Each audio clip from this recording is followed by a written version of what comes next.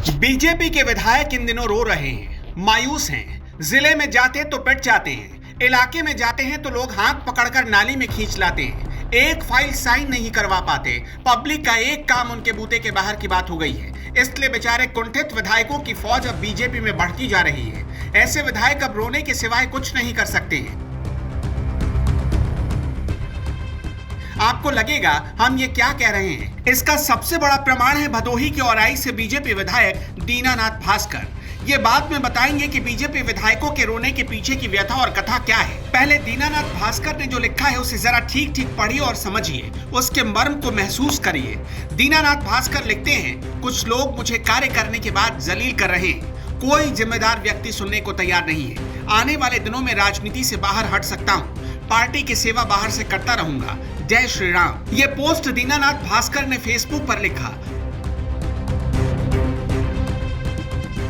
अब जरा बीजेपी नेताओं और विधायकों का हाल जान लीजिए। उत्तर प्रदेश में हापुड़ के गढ़ से विधायक कमल सिंह मलिक को लोगों ने हाथ पकड़कर नाले के पानी में उतार दिया। लोगों की शिकायत थी कि बीजेपी विधायक 5 साल में कोई काम तक नहीं कर पाए और 5 साल में पहली बार उनका दर्शन हुआ।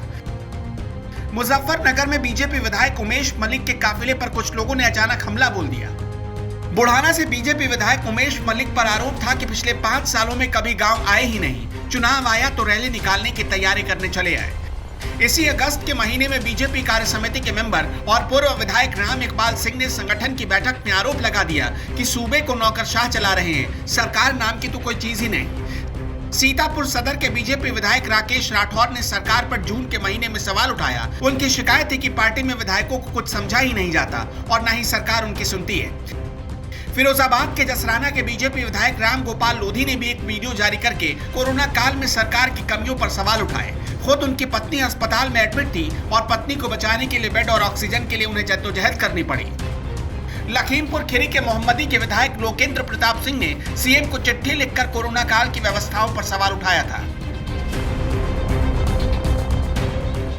लिस्ट बहुत लंबी हो चली है, कितने गिनाऊं, सुनते सुनते थक जाएंगे आप। लेकिन सिलसिला यहीं खत्म नहीं होगा। झांसी के 4 विधायक योगी सरकार पर सवाल उठा चुके हैं। सोचिए, बीजेपी के लोग ही सरकार से आजिज आ चुके हैं। विधायक राजनीति छोड़ने की बात तक कर रहे हैं। ये संकेत पार्टी के लिए अच्छे नहीं है। इसका सीधा मतलब है पार्टी को उत्तर प्रदेश के चुनाव में भारी खामियाजा भुगतना पड़ सकता है।